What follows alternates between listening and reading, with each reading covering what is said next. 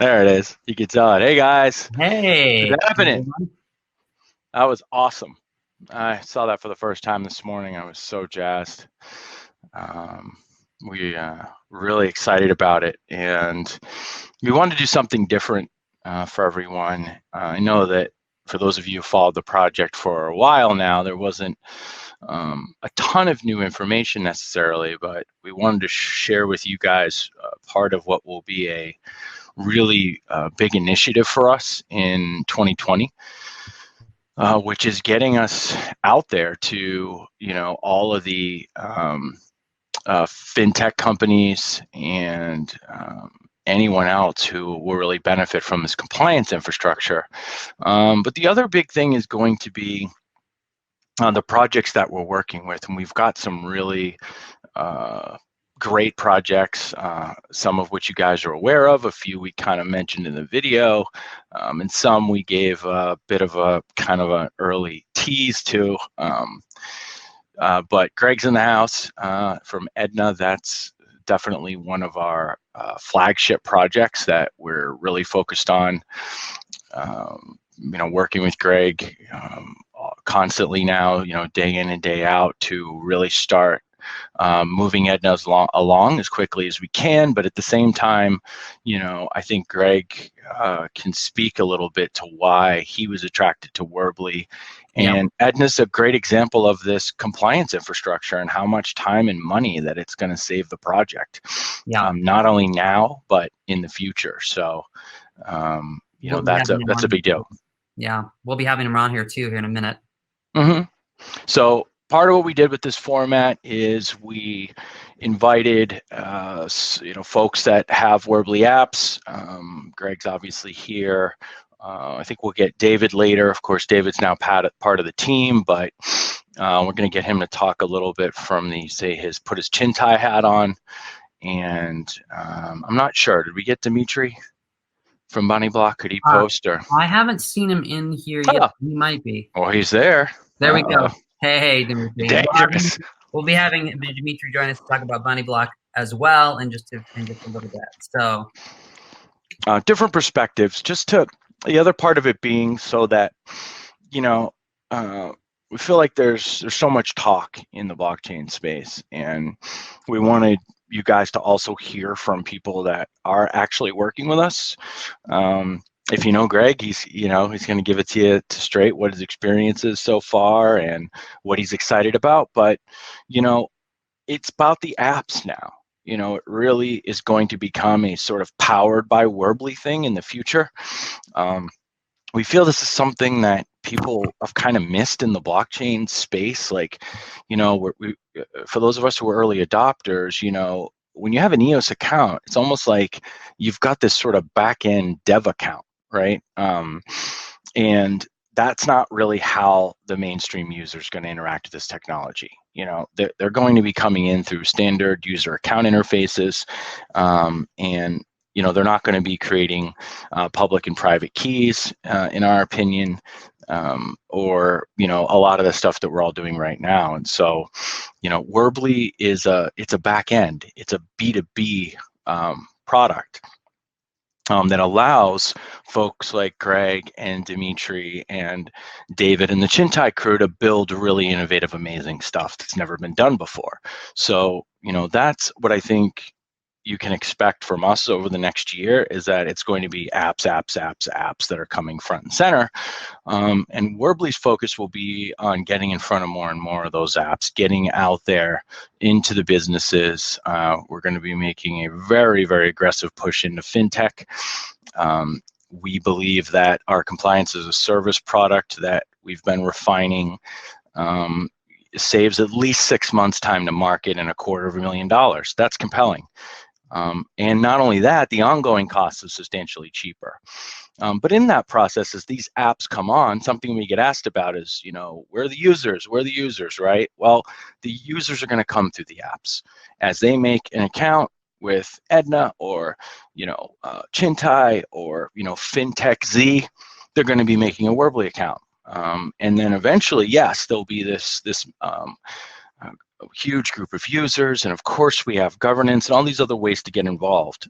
But Our strategy is to get the businesses, the innovators to start building.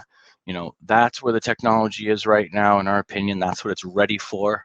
And then over time, we'll see those, slick user interfaces and user accounts and all that stuff that will develop over time. So what do you think, Sean? We got Greg here. You want to grab him in? And thanks, Chris. Yeah, that's all Sean. And he's a filmmaker. He's got skills. Wait, Michael can't hear anything? Can nobody hear anything? Ruh-roh. Oh, okay. Okay. Thank you, guys. I got a fancy new headset.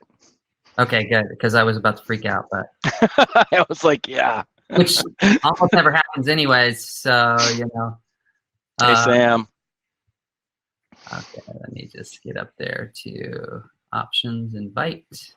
Yeah, I know. Sean's as a filmmaker, he needs a new webcam or something over there. I don't know what's happening. Sean, you look like the ghost in the I don't know, Michael. Try just did you also log out of the old Crowdcast? I've done that before. Definitely like completely X out of that page. Here's Greg. Hey guys. Everybody on my screen looks really blurry too. You guys look all fuzzy. Huh. So I look clear on my version. I look clear, and me too. I don't know what's going on. Oh, that's how they get you. They make you think you look good. Yeah, it's a trick move. It's definitely a trick move. I apologize for the green screen. We've been working on our own videos, and have to say we got a high bar to reach to catch the one you just built. Well, very nice. Enjoyed that. Thank you. It's great to have you here, Greg. It was actually really enjoyable. I have a really great production team that I work with, and we've done a number of projects, both kind of commercial as well as like entertainment. So well done for sure. Yeah, thanks. Ryan's telling us that Dom is the only sharp one and the rest of us are blurry. Well, that's always been true, right? I feel a little blurry most of the time. I've got this whiskey right over there. I should be blurry. I was like, oh, maybe I should get up and go get that as part of the celebration, but I'll wait till afterwards. Well, cool. Hey guys, it's Greg. He's here. He's real. So Greg, I know you and I, like, we've been working on so much. The big thing is that we have some really innovative features coming to Edna as far as the token and the token economics. I don't know if we can like fully open the bag on that. What do you think we can talk about though? Well, I just did a little poking around, and I think we're good to go. We're green to talk about it. So yeah. If we want to do it now, people have been waiting for this for months. Let's let it out of the bag all the way. Do it. You do it. So, pull the cap. First off, guys, what I have to tell you is this is super exciting. This has never been seen in block space in history, and it is a true innovation.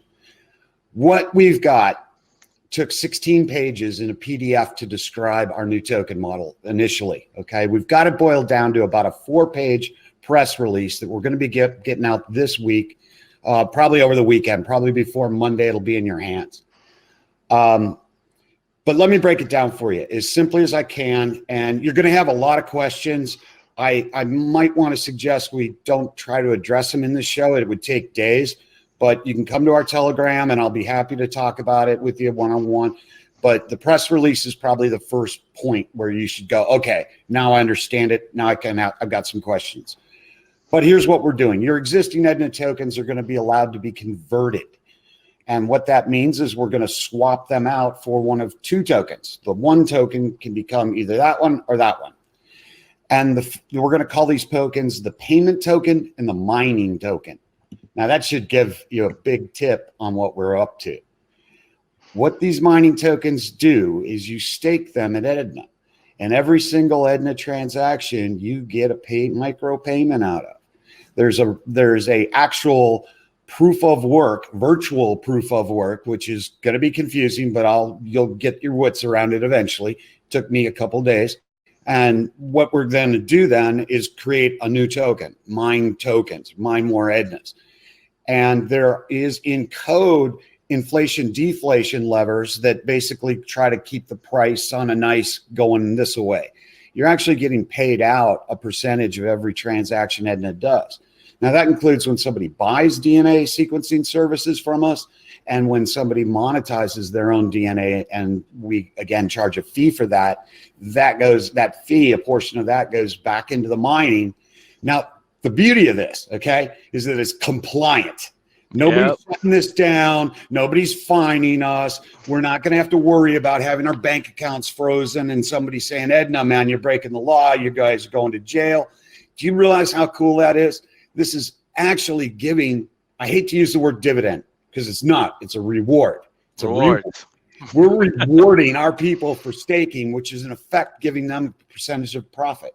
It is beautiful, guys. This is probably the future. If other apps don't grab onto this and go, wow, that's how you do it. You stay legal and you give the investors back some money, you know, for supporting your project, your company. I'm blown away. The guy that invented this is a freaking genius, and I have WORBLI to thank for introducing me to these guys. It's an entire company, and they have a ginormous history of actually creating financial products, derivatives, things like that. But you know, while that might have a bad taste in someone's mouth, this is really a solid go forward way to do business, you know? Yeah, it's you know, it's really comes from one of our advisors, someone that I've worked closely with daily for well over a year now, built our resource model and reworked our token you know, model. And we've just, you know, we're taking this type of you know, talent and knowledge of economic systems and reworking everything. And so, you know, this is available for Edna. It's going to be part of other projects we have. And it's not only that it helps with compliance and, you know, those aspects and creates financial incentive alignment, but it is an additional layer of security. You know, I mean, we're combining the delegated proof of stake, right? The EOS network, the EOS.io software that WORBLI runs, but now we have a virtual proof of work, and it's actual mining. It's going to use WORBLI CPU to get it done, right? So it still uses the network and the network's power. But you know, speaking of CPU, and it's been all the rage, mainnet, we have none of that. You buy your CPU on WORBLI, you get it. There's no overages. There's no, you know, excess and any of that type of stuff. And this is where the ability for us to have a direct set of block producers that are the same people to optimize the chain. So not only do you get what you pay for on WORBLI with your CPU, but we can expand our CPU capacity exponentially beyond any of the other chains out there. So, you know, we're not concerned with clogging or anything like that. The transactions are going to be fine. It's just really beautiful stuff. So, so excited. I was wondering, Greg, if we'd be able to talk about that. Can I share one more bit on this? Yeah. Get it in there. As excited as you guys just saw me get about the investment token, the mining one, the payment token is another leap forward. This is just stellar.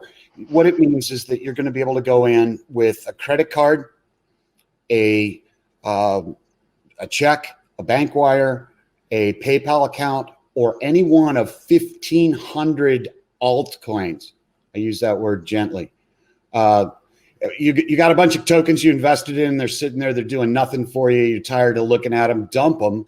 You can earn part of a payment token with those tokens. You can exchange it.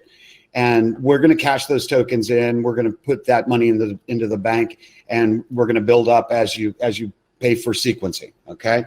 Now, once those tokens, let's say you get 3 or 4 of them in your account, you can sequence yourself and your wife and your daughter, and then with the 4th one, you can actually loan that token to someone else. Right. That's your leasing, right? Or leasing, right. So it's essentially a peer-to-peer lending. You set the terms, how much you want back on it, you know, and hinted about this earlier in earlier conversations, but if you go to Africa, you know, the value of that DNA is by far the most valuable asset that person holds.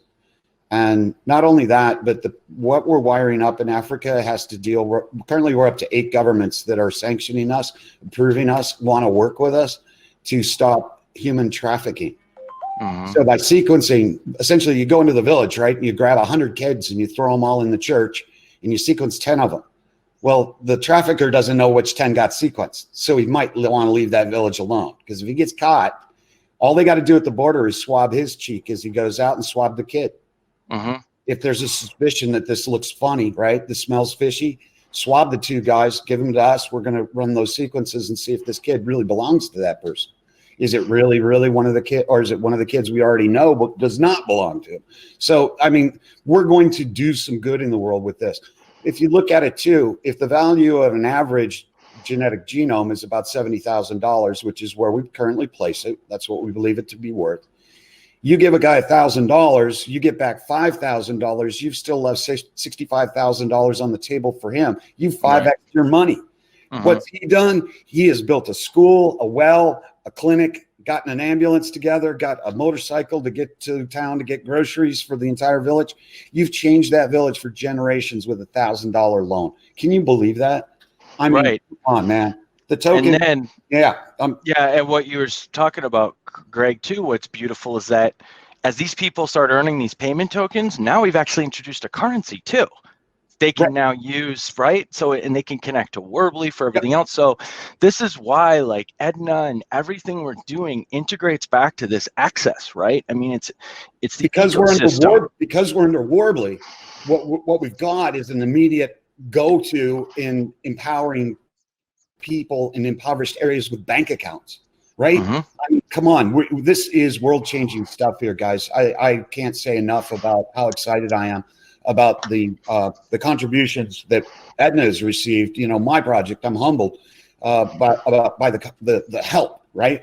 Just connecting the dots and pulling it all together. And, you know, by the way, we have a new website coming out this month still. You know, we have 5 press releases of features that we're going to start flipping on. We're going live. We're going live really fast. And had we had to continue to slug it out on our own on other chains, I'm not sure we'd be anywhere in as good a position as we are today. And I'm telling you guys, we're coming. We're coming on hard. Work's getting done here. Awesome. We've been quiet, but not unbusy. All right. Thanks, Greg. Yeah, let's jump if you don't mind. And Greg, hang out in the chat and answer some questions and stick around. But listen, guys, a lot more coming from Greg and Edna, and we're gonna get really loud, too loud probably, but that's okay because there's just so much to talk about. Sean, do we have anybody else? We did. Let's see. Dimitri is here, and I don't see Dave yet, but David, but coming. He might be in there. So I can grab Dimitri, and we could talk about Bounty Block. Or there's other things that we wanted to talk about too. If you want to go through, we covered some of it in the video, but whether we want to add to it. Yeah. So why don't I just go, and maybe if you want to grab Dimitri, he can start getting set up. So we talked about several things in the video, and there's certainly more to come. I think you guys saw that we have some new branding. So I don't know. Can I share here? I can, right? I'm going to go ahead. I'm going to try this. I hope it's not going to break everything. But we've got a new website coming. And this is a bit of a preview. We'll be going live with this pretty soon here. We're doing some finishing touches, but there'll be the main website, which this one will be kind of our marketing site. And then the portal is going to be its own website, because the portal is really designed to be a back end.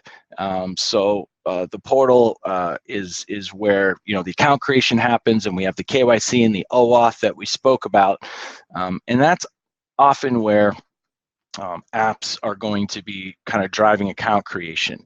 And of course, those of you who already have accounts, you'll be able to still go there and access your account. But we wanted something that was going to start really drawing people in, that was act as a marketing website to attract new companies to WORBLI. I'm going to go ahead and turn this off, but you can see the branding in the corner here. Maybe I can share one more thing. I don't know if it'll easily pop. Do you guys see the new logo there? Just giving you like a big version of the logo. Can you guys see it? No? Yes, we can. And I'm going to be right? Yeah, I'm going to be writing a little article about the logo and the design and what kind of went behind that. So there was a lot of thought that went into this design and what each element of the actual icon itself represents. So look for that in the next couple of weeks. All right. So I think that brings me back to regular. It looks like we've got Dimitri. Why don't we have Dimitri just speak a little bit? Right. Bounty Block is, one of the apps that's running, and really, getting transactions happening. Dimitri's just been such a great guy to work with. We're currently working on some stuff. I don't know if he's ready to talk about it yet. He's pretty low key about how he goes about things, and we love that about him. But I don't know, Dimitri, say a little bit about what it's been like and getting over bringing Bounty Block to WORBLI, and maybe a little bit about some of Bounty Block's plans. Yeah.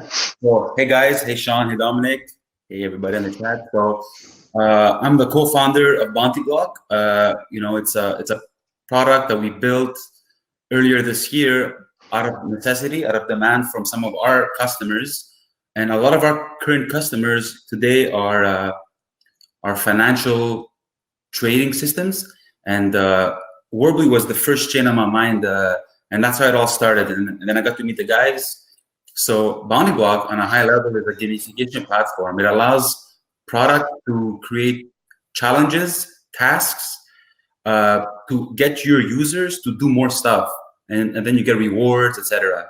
So there's a lot of use cases that we're dealing with right now with our real customers in the real world that wanna track. For example, we have a lot of professors using a website that wants their students and their users to buy certain stocks, sell options, trade mutual funds, whatever it is, right? Read a video, what is an option, etc. So they want to track those actions and those tasks for the users. And WORBLI makes sense because when these students complete these challenges, well, it allows these professors to view that it's been done on chain, and there's no it's transparent in that way. So it really made a lot of sense. So we have a lot of things coming out as well, a lot of new features. Yeah. So, and I think one of the other things that we talked about, Dimitri, was that as far as the compliance went, you knew there were some of your clients that might actually be issuing payments for some of this stuff, right? It's a gamification. They can add challenges, they can do all of these things, and so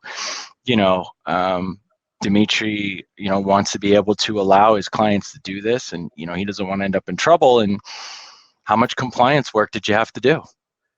Exactly. There you go. So I didn't have to do much because everything. So at the end of the day, some of these customers one day will want to open up wallets, and these users or students can earn these tokens and trade them and buy more and sell and do all those things, right? So Bounty Block is like a tool in between those apps and the WORBLI chain. So it allows this ability down the road to. I mean, there's a lot of things that we can expand on later on, right? As EOS.io evolves, and with this whole WORBLI compliance, it abstracts the complexity on the end users. They don't really care then. They just want to trade. They just want to trade, exchange, buy. So it's a nice element to it. So the gamification aspect on top of it powers these apps on the WORBLI blockchain. If that makes sense. Awesome. Well, thank you, Dimitri. Appreciate you just kind of jumping in, and you guys are going to hear a lot more from Bounty Block. There's some stuff that we're working on together, and we're, like I said, we're going to make a lot of noise about the apps, but please check those guys out if you haven't already. It's good stuff. And if you have a company, definitely consider Bounty Block for incentivization and gamification, or running contests maybe for your clients, right? Customers and things like that, so getting back to a few more of our announcements. So governance is something that people have asked about. We are the sort of folks that have taken a lot of gotten a lot of sometimes negative feedback about starting out centralized, but there's just no way to do what we've done in a decentralized manner out of the gate. But we have announced our decentralized WORBLI series. We know that people want to hear about the plans and kind of the, I won't say roadmap per se, but we'll certainly show how we expect to do that, right? And what's actually available now is arbitration. We've hired Ben Gates. Ben's now officially part of the team. And if you have a dispute going on with your WORBLI account or with a WORBLI app, you can make a request through our Zendesk at this time. And then slowly but surely, we're going to be rolling out our entire arbitration process. There will be a special website for that. Now, we will not be doing customer service that way. We don't want arbitration clogged. That's not what it's for. There's still going to be the WORBLI customer service team to help you with account-related issues, things like account recovery. This is more disputes. Let's say, for example, that you feel like you've been a victim of theft, or you were working with a WORBLI app and you feel like you got ripped off, or if you're a WORBLI business and you feel like there's been some wrongdoing. Governance on chain allows us to take responsibility for the things that are happening within our own ecosystem, so they're not constantly running out to court systems. It's another thing. It's incredibly expensive, right? So our arbitration system has been built by a great team, a governance team that we've been working with internally for over a year now. And we also have an attorney who's been vetting it to ensure that it would pass legal muster, so that if someone gets a arbitration ruling they don't like, they're not immediately running to the courts. It would effectively get thrown out. So that's exciting. Look out for more updates around arbitration. So some of the other things that'll be coming online is a voting system for block producers. That's part of the WORBLI resource model. The resource model is getting finished up right now, just some of the finishing touches there. And then that will be facilitated by parts of Utility X, but we have made some modifications. It's not just entirely dependent on that. Chintai is likely to play a role in the leasing there, and be a part of the resource model economics. There is the locking of the tokens, which you can do as an individual for 28 days. And then that's just you giving your resources back to the network. So you're effectively, renting your resources back. It's similar to the core principle of Rex, but it's really nothing like Rex. We just feel that our system is going to work far more efficiently, and realistically get us closer to accurate price discovery. At the end of the day, what WORBLI really is a blockchain database service, and with some cloud computing aspects. And businesses want predictable pricing. Any of you who are entrepreneurs or who have been involved in any business, it's just a matter of risk management, right? Anything that you can do to reduce risk is likely going to increase your chances of success. So we want to take pricing going like this, resources all over the place. We can't have that stuff. We're not going to we're not going to onboard enterprise people, enterprise businesses if we've got a system that's unpredictable. Another thing that we mentioned in the video was the OAuth API.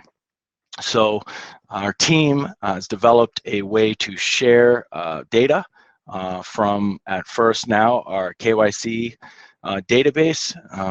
We don't want to be exposing your documents. That won't happen on WORBLI ever. We receive them when you do your initial KYC, and then they're effectively stored in an offline environment at this time.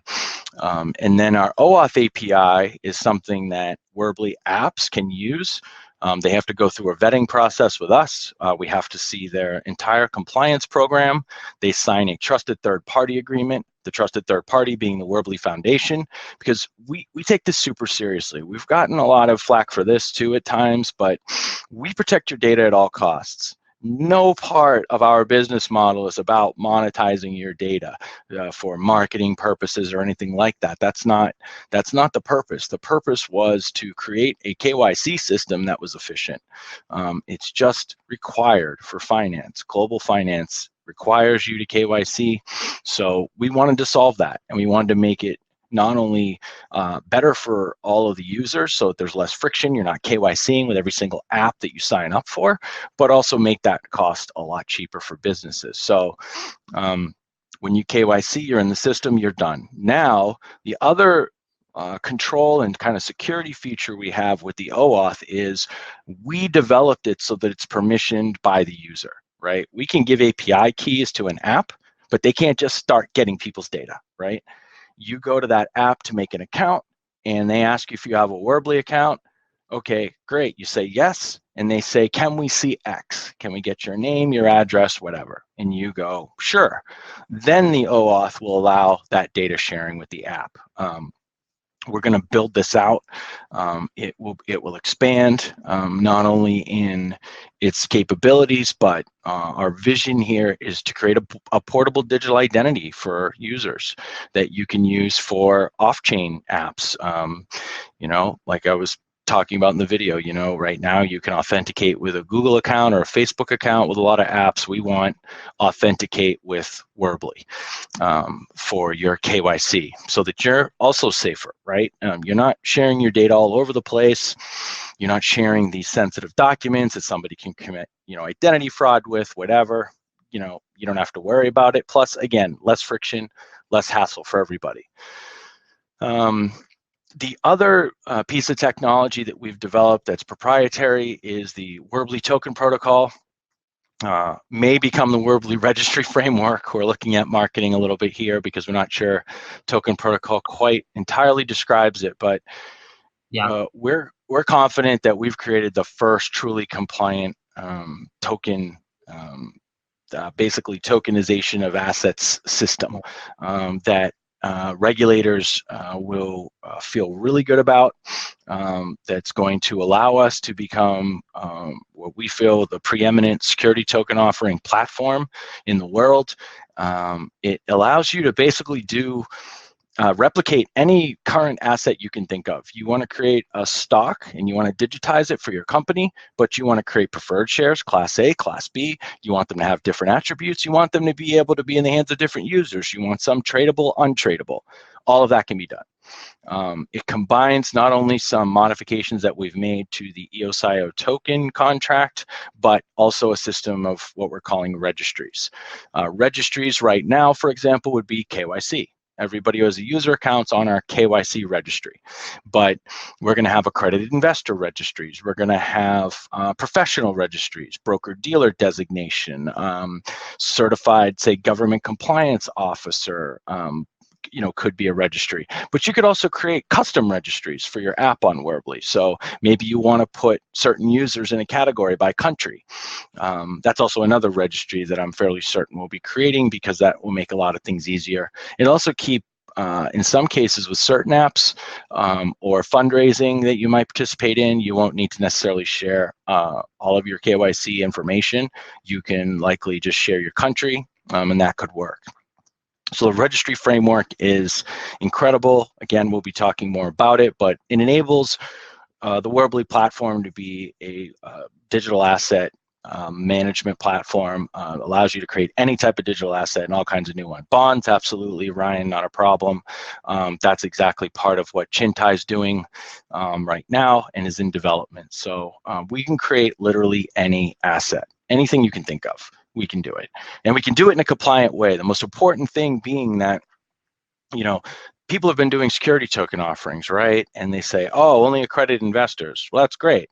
Well, what happens if that accredited investor buys a bunch and then trades them to other people, like on Ethereum, for example? If it's an ERC20, that's not going to work. There's no controls there. What we have are the controls. So it says accredited investor only. If you're not on that registry on WORBLI, you won't be able to receive that token at all.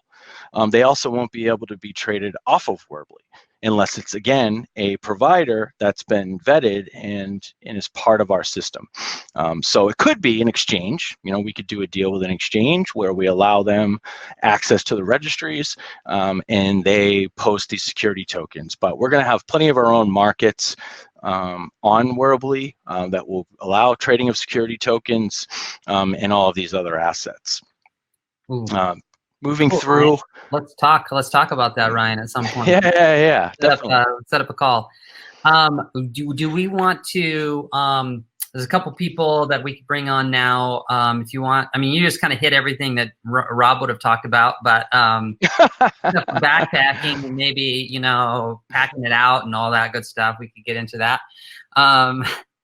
But we could bring on Rob, and we could bring on David. David is sitting in the dark in his car, but he said, so you won't be able to see anything, but he will be there if we want to bring him on to talk about Chintai before we move to the next one.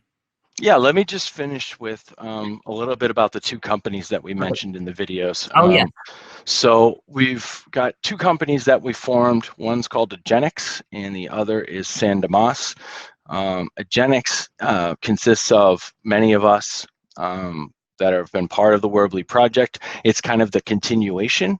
As we've discussed before, the goal was never that I would be necessarily the director of the foundation forever, and also that the foundation's role needs to evolve. It needs to become primarily a compliance and governance organization, act as more of a kind of judicial branch in the WORBLI governance model, because we need it to act as that really trusted third party, as objective as possible. The board of directors will be subject to sort of an initial vetting process to ensure that the candidates are passing all the proper criteria, but then also that there's elections, right? So that the foundation can remain as sort of democratic as possible.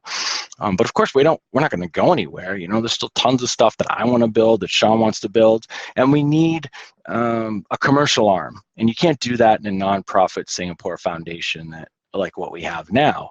So we'll be moving out those aspects. Also technology, the portal development is something that Agenix is going to take over. The bulk of our current tech team is going to be a part of Agenix, and we'll have an agreement with the foundation that allows us to do some licensing, but that'll also be open to other people.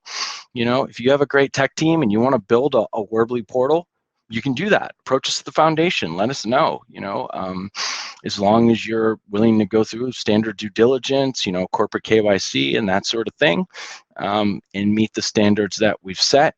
Anybody could build a portal for WORBLI. That'll be open. What we expect is that if you're going to monetize it at all, that there'll be some portion that acts as a revenue share in a sort of a licensing fee back to the foundation, because that's how we expect the foundation to be funded. We don't want things funded by tokens. We think that model is just crazy. It's just devaluing the project. And that's not how we're planning on running things. It's going to be run and backed by real world businesses and revenue streams that are sustainable. So yeah, let's go for it. Let's get some other folks and have a good time.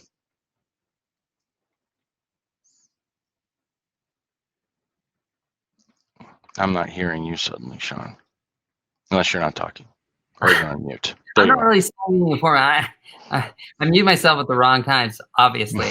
And then leave mute off when my dog and my cat and my family are all making noise in the background. Okay, let me grab David here. All right. Yeah, Chintai is great. David now is the CFO too. He's been helping us out internally. He's just been absolutely incredible, bringing his knowledge and experience in helping out myself and Sean and some of the other executives on the team to really shape up a lot of this stuff. So. But there's a lot of exciting work with Chintai. We have a broad strategic partnership that we're finalizing the details of. I'm going to be helping them with some regulatory oversight and getting more involved there. And he might be trying to get on right now. It said that he's trying to connect, but just David, you're sitting there in the dark. You do have to toggle it on once you start going through the steps. There's a couple little steps once you say yes, you want to join. So Michael was asking about Parcel. We're still in conversation with Parcel, trying to finalize the deal there. Love those guys. Wish them the best of luck. Yeah, WORBLI's the obvious choice for them, but we'll see how that goes. Any other questions? Why don't we just open it up? We're going to talk about so much more. So yeah, we did actually have a few questions. Some of them I've already sent them off to appropriate people. So we'll have a little bit of homework on a couple of the questions that are out there. So I think it's Damien asked a couple. So we will get back to you on a couple of those questions that you asked. And then Malenko's question, I will also directly answer that one for you, just because there's a few layers to your question. So someone asked this question. It was Kieran asked, how can someone benefit only by investing in WORBLI and doing nothing? Who doesn't understand blockchain but doesn't want to miss the boat? Great question. And yeah, there are ways to ease your way into understanding how you can get involved in that, and some of that is going to be found actually also in Chintai as well as in UtilityX. But I'm going to let Dom kind of field that one, because he'll have a little bit more meat to it. Well, it's a utility token, right? The WORBLI token that gives you access to network resources, but it's really like owning a piece of kind of virtual real estate. The network has these capabilities of, like we said, compute and the specialized database features. So obviously, you could just buy the token, and assuming that there's increasing demand for WORBLI over time by businesses who want to stake it to use it for their applications or their projects, then more than likely the price will go up because it will become more valuable. At this time, it's still early stage. Of course, we really can't comment on anything about how we feel that will evolve, but we certainly expect that there'll be substantial demand for the network's resources, and in time it would go up. We do think it will be really easy to use the locking mechanism. So that's another way where you can receive rewards by WORBLI. Just lock your tokens in the system in 28-day intervals. And then the way we've designed it, it kind of automates leasing.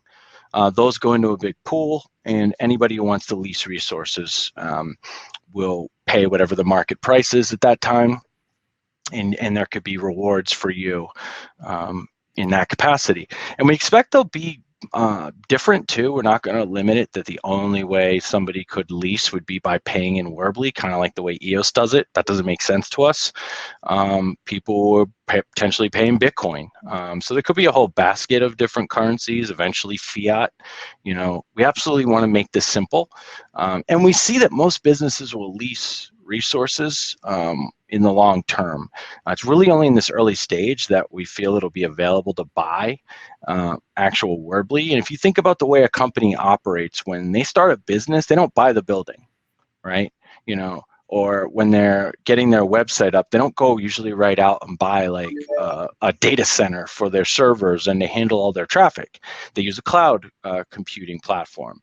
And in many cases, they stay there. I mean, Netflix being a prime example of being on Amazon, right? They use Amazon's cloud, one of the biggest companies in the world, because it's typically cheaper. So, those of us who own WORBLI now are, own a piece of the platform that's a renewable resource. But more than likely, leasing is going to be how the bulk of applications access WORBLI's network in the future.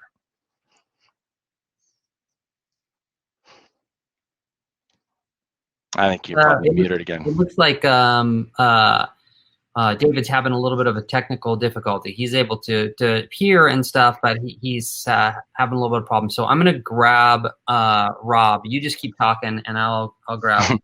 You've got stuff to say. So I'm gonna grab Rob. Cool. And pull him in.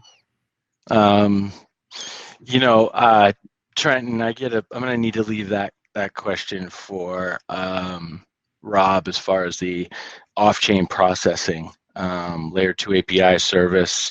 I'm sure there's lots of possibilities there as far as how you could leverage the resources. Hey guys, great video, guys. Thank you. That's cool. So yeah, I mean, I think all my thunder's been stolen. So so we could maybe try to address some questions, or if you guys had something you wanted to tee up. I was getting ready to comment on the first question, so maybe I can just comment here. Sure. So part of our resource model is we are going to be getting rid of the oversubscription ability well, as everyone's aware, during low network usage, users can be oversubscribed to CPU, which is causing problems.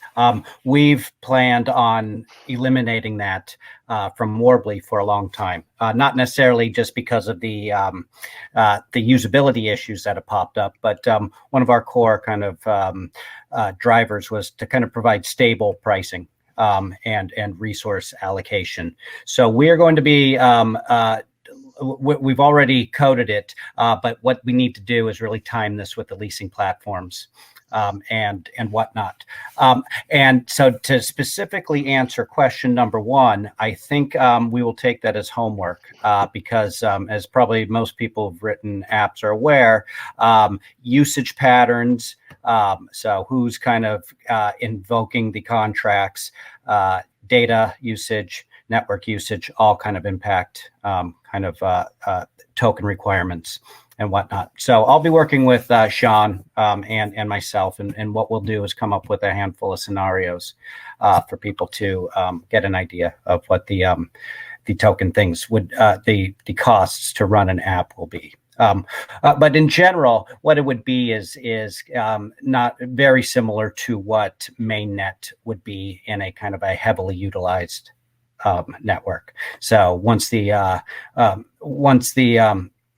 congestion algorithms kicked in, that's what our usage would be. But I think since there's not a lot of experience with that, there might be not a lot of data out there. So we will provide that. And our man. So anything else you want? Tell the amount of mystery. Look, oh, yeah. Let me put on a collar. Can you see me at all? Yes, a little bit. Yeah, I see. The man in the shadows. I wasn't kidding about being in the dark in the car right now. Hi guys. Hey. Rob, go ahead and answer that if there was another question. Oh, what was that? I'm not a. What is it? Which one? The which question?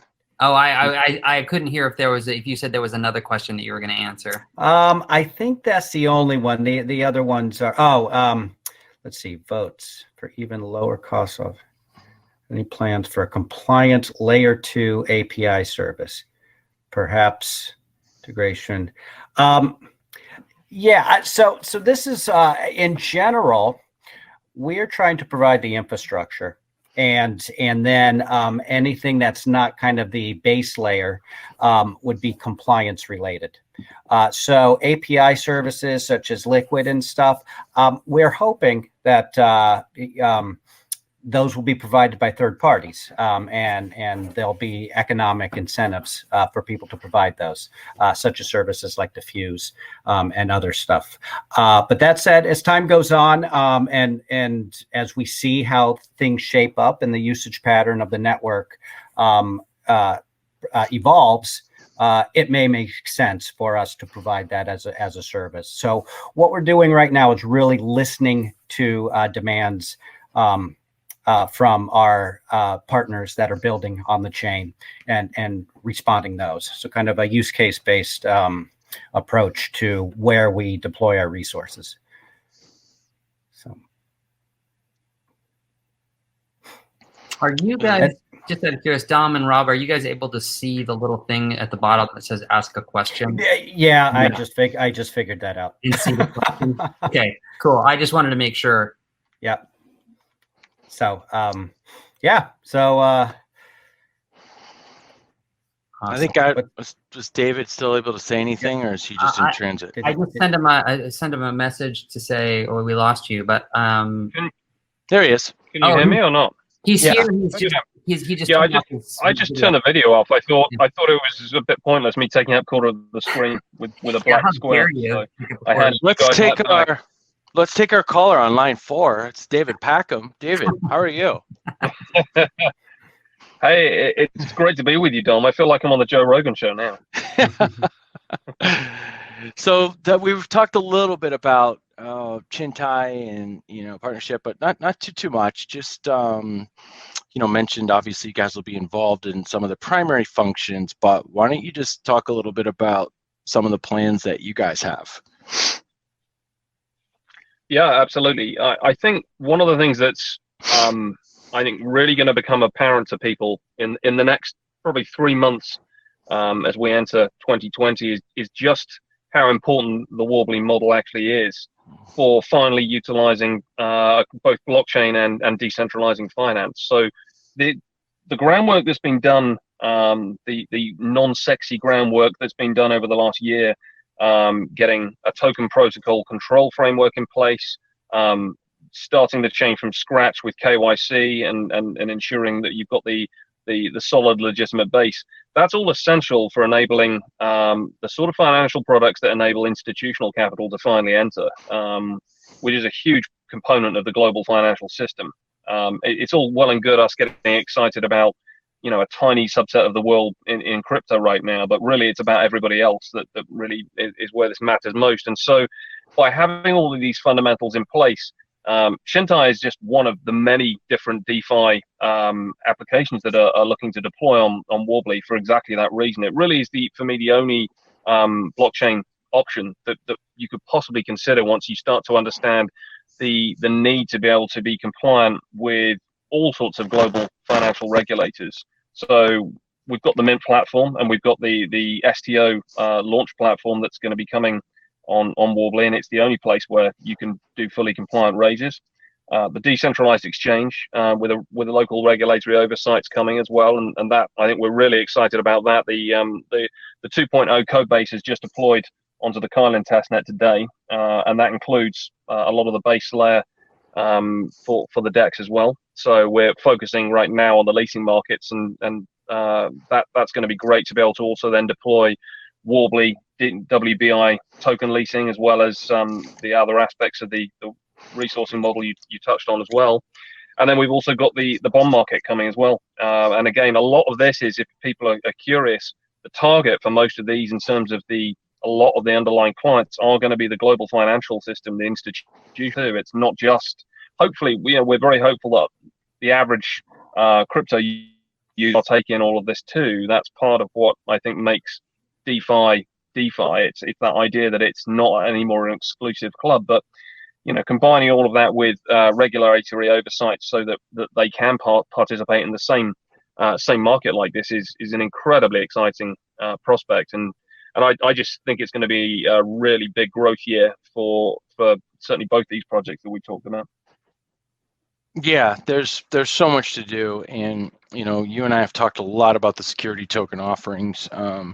Fundraising is such an important part, but it's also about the way that we can access capital everywhere, right? And that's again why compliance is so important, and it's not that simple, right? If we had built this like just for the United States, that would be one thing. We'd have a sort of set of rules there, although the US is maybe a little lagging behind, but it could have been fairly straightforward. Just dealing with one population, you don't have to deal with the sort of international rule sets. But when you're trying to really create this kind of global marketplace, that's where a lot of the challenges have been for us, and why we've had to develop things in the way that we did. It wasn't just cranked out. We've had a lot of people say like, "Oh, you're doing KYC, like that's easy." You're right. you know, the KYC wasn't necessarily the super hard part, but can you KYC for everyone around the world? Someone has asked about our ability to work with, you know, potential populations that don't have identification documents that are the same as, say, in the West or in developed countries. And the answer to that is yes, we will be able to do that. That's where the registry system comes in. You know, it might be as manual as sending people in boots on the ground in certain countries, creating in-person registration, but that's fine, we'll do it.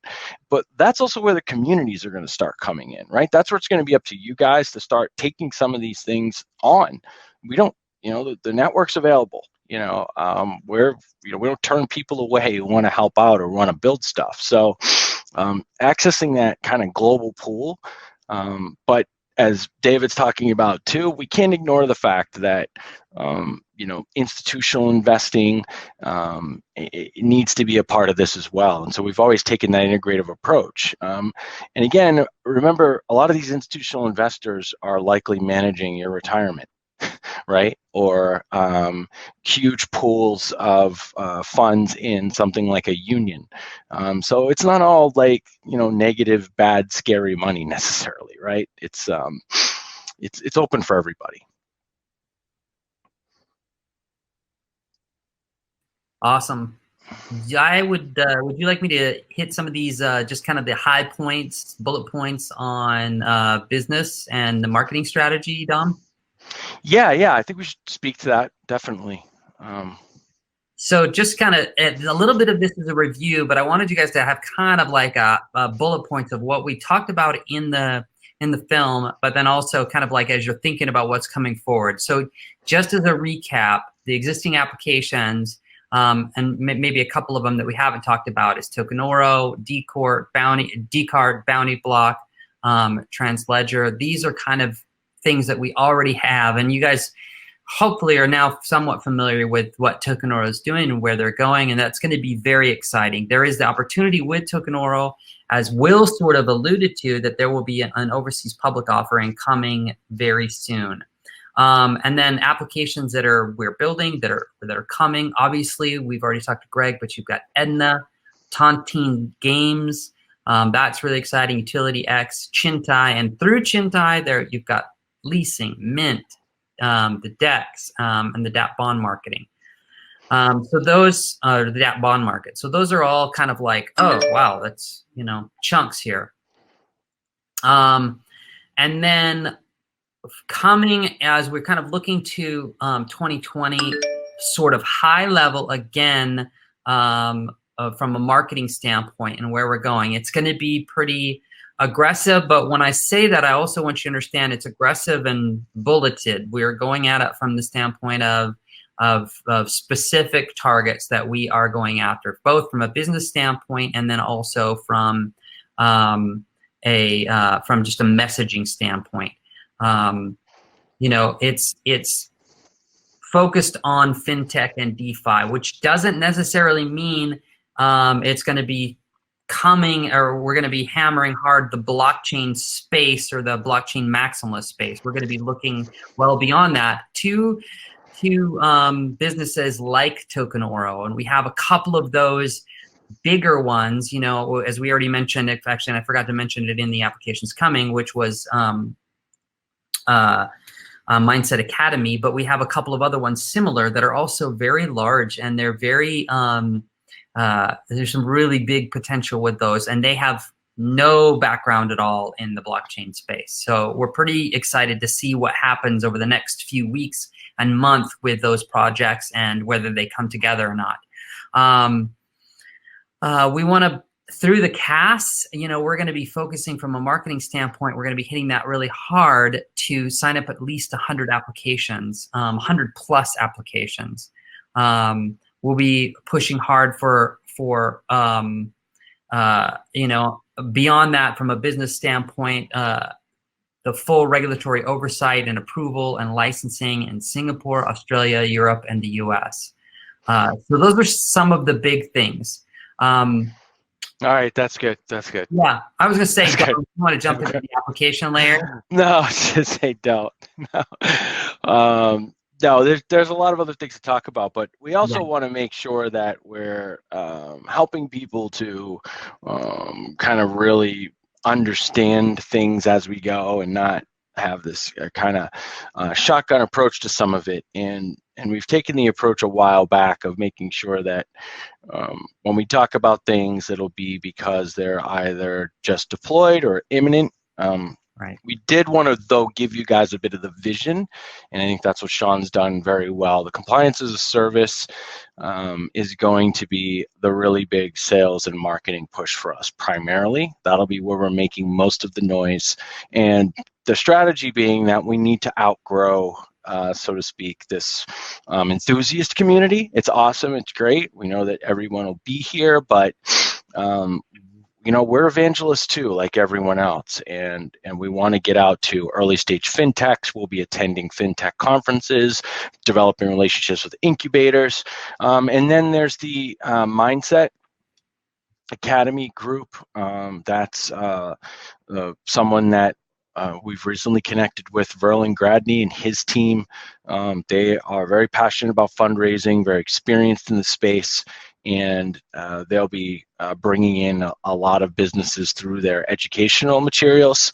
I encourage anybody here who is an entrepreneur or a founder that wants to really learn about fundraising and the kind of due diligence that you need to prepare for investors and how to strategically position your company, value it, make sure that you're meeting compliance standards, but really put yourself in a position to get funded without any sort of exhausting experience. That's what they're passionate about, matching, investor money with early stage companies, but do it in a way that you don't need to do 100 meetings in order to find a couple people interested. For any of you who've done it, you know what I'm talking about. It's so time consuming, it's exhausting, and it's just inefficient for both parties. It's often why when you go to these meetings, it's like, you almost feel like you're annoying the investors you're talking to because you're the 10th pitch meeting that day. And if you don't capture them with some just incredibly eloquent, perfect phrasing in the first 90 seconds, they're just ordering a coffee and looking at their cell phone, and it sucks because you worked your ass off and you care about your company and you're passionate. And a lot of founders are not, slick fundraising people. Right? It's its own kind of niche and knowledge base and skill set. So we want to find a way to make that better. And we're partnering with Mindset to help them bring an entire comprehensive fundraising, I guess, almost ecosystem, really, Sean, right? It's VC, it's education, it's all of that. And so that as you come to the platform, if you're not quite ready, you can be put into an educational program to get your company ready. And you won't just be sort of rejected, right? Yeah, they're teachers too. They're really, Right. really good at what they're doing. But it doesn't just end at the teaching part. They are successful investors and entrepreneurs themselves. So it's a really, really great to have that sort of articulate level of experience that you can glean and grow from. Yeah. All right, Sean. Hey, I'm thinking let's wrap it up. Yeah. I appreciate everybody coming. Yeah. Just wanted to give you guys an update and kind of celebrate with everyone. Hope you've enjoyed it. This has been a really big day for us. We've been having a really good time with the team. And that's not the last you're going to hear from us. We're going to get loud and consistent from here on out. We have a few additional people helping us with marketing. Ryan Betham from the Chintai team is someone that we're collaborating with. And we have Sean and others. So we're really, 2020, we're going to go hard. We're going to go aggressive. We feel the timing's perfect for us. The conversation is about compliance, and we also want to shape that conversation. So we're reaching out to regulators. We're doing all that stuff, and we're really expecting our message to get out there far and wide, and excited to do that. So thank you, everyone. Thank you so much, and, guys. We'll talk to everybody soon. We'll be in touch. All right. Have a good one, guys. Bye, guys.